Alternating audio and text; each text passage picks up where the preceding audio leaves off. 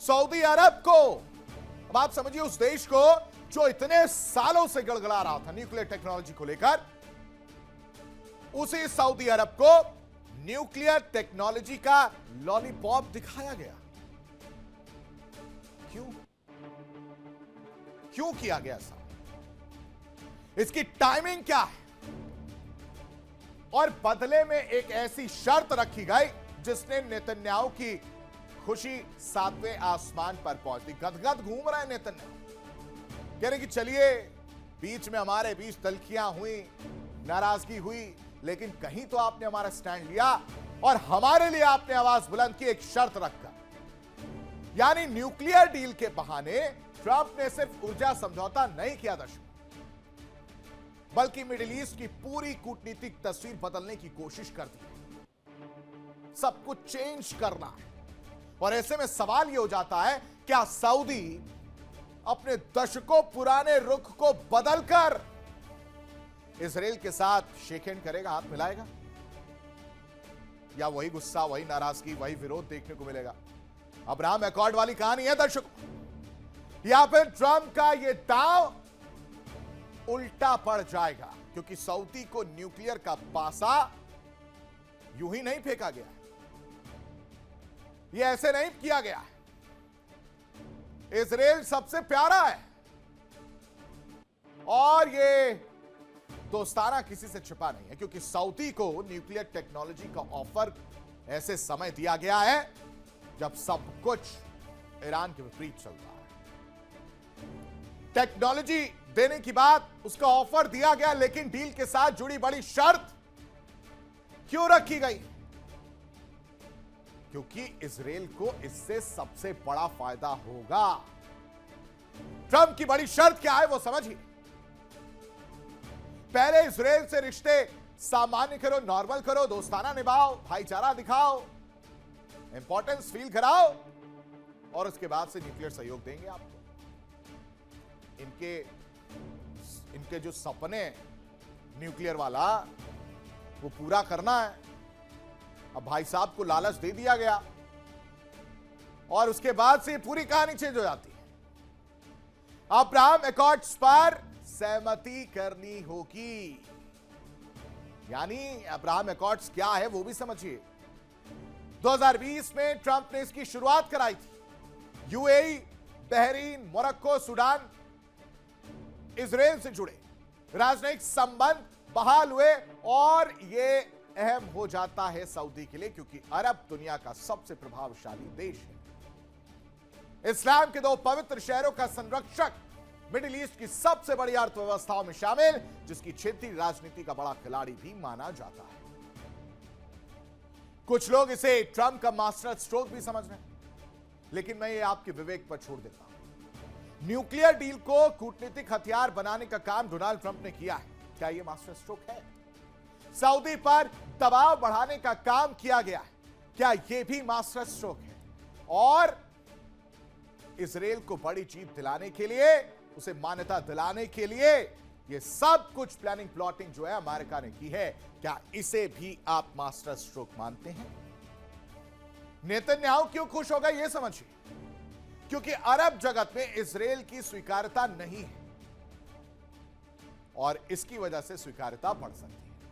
Saudi से रिश्ते बनने की उम्मीद, ईरान के खिलाफ मजबूत क्षेत्रीय मोर्चा पूरी तरह से खुलकर सामने आएगा। और अगर सऊदी मान गया दर्शकों, तो मिडिल ईस्ट की राजनीति पूरी तरह से 360 चेंज होती हुई नजर आएगी। राजनीति बदल सकती है क्योंकि इजराइल की कूटनीतिक ताकत बढ़ेगी, अमेरिका की क्षेत्रीय पकड़ मजबूत होगी, क्योंकि इजराइल अमेरिका की दोस्ती सबको पता है। और अगर इनके सऊदी ने कहा कि नहीं भाई साहब ये तो बहुत गलत लालच दिया आपने, तो क्या होगा वो समझिए। न्यूक्लियर डील अटक जाएगी, अमेरिकी दबाव कम होता हुआ नजर आएगा, रणनीतिक संबंधों में नई चुनौती जो है वो देखने को मिलेगी। और इन सब का असर क्या ईरान पर पड़ेगा, क्योंकि संभावित नया क्षेत्रीय गठबंधन नजर आ रहा है। इजराइल सऊदी नजदीकी की संभावना देखने को मिल रही है और ईरान की रणनीतिक चुनौती बढ़ सकती है। कैसे, वो इस रिपोर्ट में देखिए।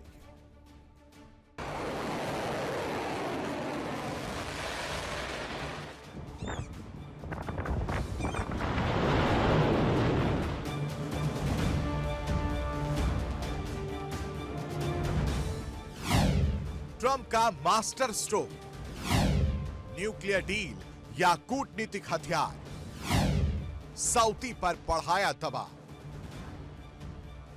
ईरान से जंग लड़ते लड़ते ट्रंप ने पश्चिम एशिया की बिसात पर एक नया दांव खेल दिया है। ट्रंप ने सऊदी को सिविल न्यूक्लियर टेक्नोलॉजी देने का लालच यानी झुंझुना थमाया है।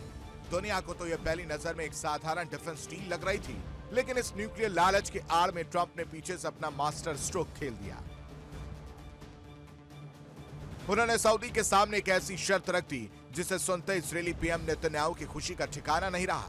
हालांकि इस पूरे मामले पर अभी सऊदी अरब का जवाब आना बाकी है, लेकिन अमेरिका के दबाव के आगे उसका मना कर पाना लगभग नामुमकिन लग रहा है। ट्रंप की शर्त है कि अगर सऊदी को अमेरिका से न्यूक्लियर टेक्नोलॉजी चाहिए तो उससे पहले इसराइल के साथ दोस्ती का हाथ बढ़ाना होगा और ऐतिहासिक अब्राहम एकॉर्ड्स पर दस्तखत करने होंगे। इस एक मास्टर स्ट्रोक ने जहां नेतन्याहू को गदगद कर दिया, वहीं वॉशिंगटन से लेकर रियाद तक के समीकरणों को पूरी तरह बदल कर रख दिया है। असल में अमेरिका काफी समय से यह चाहता है कि खाड़ी का सबसे ताकतवर और प्रभावशाली देश सऊदी इसराइल को एक देश के तौर पर आधिकारिक मंजूरी दे दे। 2020 में जब ट्रंप का पहला कार्यकाल था तब उन्होंने ही अब्राहम एकॉर्ड्स की शुरुआत करवाई थी। उसी समझौते के तहत यूएई, बहरीन, सूडान, मोरक्को जैसे अरब देशों ने इसराइल के साथ अपने राजनयिक रिश्ते कायम किए। सच तो यह है कि इस पूरी डील का असली और सबसे बड़ा इनाम हमेशा से सऊदी ही रहा। सऊदी लंबे समय से अमेरिका के सामने दो बड़ी मांगे रख रहा था, एक तो पक्की सुरक्षा की गारंटी और दूसरी नागरिक परमाणु ऊर्जा के लिए अमेरिकी तकनीक। बस ट्रंप ने सऊदी की इस कमजोरी को अपना सबसे बड़ा हथियार बना लिया। उन्होंने सऊदी के सामने साफ शर्त रख दी कि अगर न्यूक्लियर पावर का सपना पूरा करना है तो पहले इसराइल को गले लगाना ही पड़ेगा।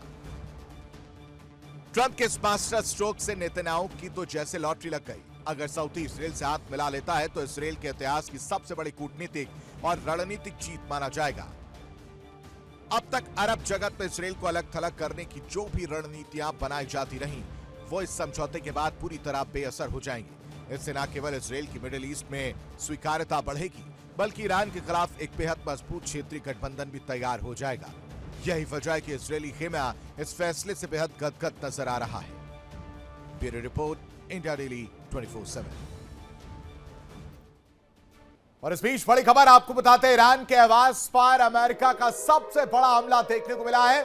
आवास में 30 से ज्यादा हमलों का दावा जो है वो किया गया है। ईरान के आवास में लगातार स्ट्राइक की खबरें जो है देखने को मिल रही हैं और हमलों से पूरा इलाका थर्राता हुआ नजर आया, इलाका दहला, क्योंकि आप अंदाजा लगाए 30 से ज्यादा धमाकों की गूंज सुनाई दी। 30 से अधिक धमाकों से पूरा आवास कांपता हुआ नजर आया और ईरान रुकने का नाम नहीं। ईरान की अगर हम बात कर रहे हैं या अमेरिका की अगर देखें तो दोनों एक दूसरे पर वार पलटवार कर रहे हैं। अमेरिका लगातार ईरान पर हमलावर है, एयर स्ट्राइक, ड्रोन हमले, यह सब कुछ नजर आ रहा।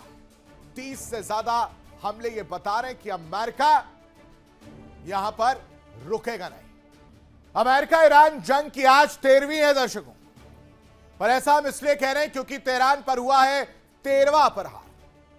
अमेरिका ने 13वीं बार यह प्रहार किया है। मिसाइलों की बौछार हो, आसमान में आग, समुद्र में बारूद और जमीन पर तबाही का मंजर नजर आ रहा है। और इस तरह की तस्वीरें ये बता रही हैं कि अमेरिका या ईरान दोनों को ही नुकसान उठाना पड़ा है। अमेरिका ईरान की 13वीं की अगर हम बात करें, मिसाइलें लगातार बरस रही हैं। 13वें दिन संघर्ष लगातार जारी है। कई इलाकों में मिसाइल और ड्रोन हमले लगातार हो रहे हैं। हवाई हमलों का सिलसिला लगातार जारी है, चाहे बैलिस्टिक मिसाइल्स हो और क्रूज मिसाइलों का इस्तेमाल करना हो।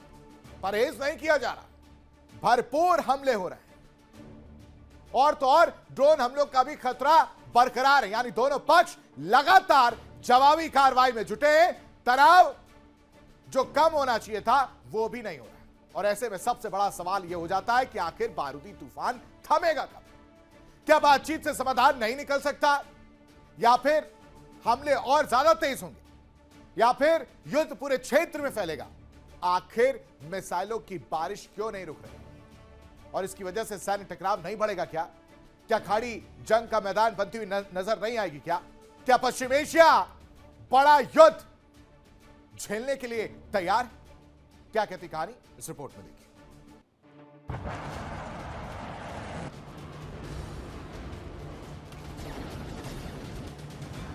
13 दिन 13 प्रहार।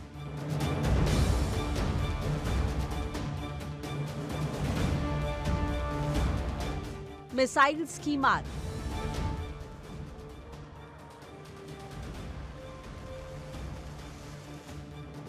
कब थमेगा बारूदी बार।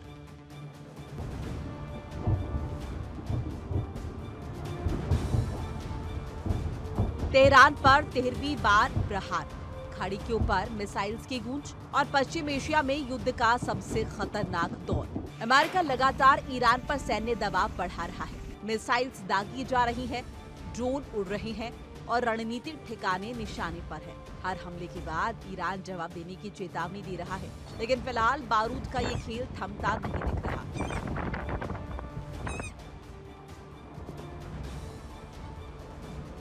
फारस की खाड़ी अब सिर्फ तेल का रास्ता नहीं, बल्कि दुनिया का सबसे बड़ा बारूदी मोर्चा बन चुकी है। युद्धपोत आमने सामने हैं, फाइटर जेट लगातार गश्त कर रहे हैं, air defence system high alert पर है।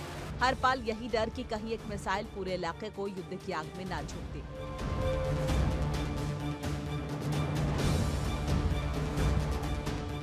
ईरान साफ कह चुका है कि अगर उसके हितों पर हमला हुआ तो जवाब उसी भाषा में मिलेगा, यानी देखिए इंडिया डेली 24/7 अब आपके स्मार्ट टीवी पर। इंडिया डेली मौजूद है सभी डिजिटल प्लेटफॉर्म पर लाइव और लगातार। इंडिया डेली 24/7 हर दिन राष्ट्र को समर्पित।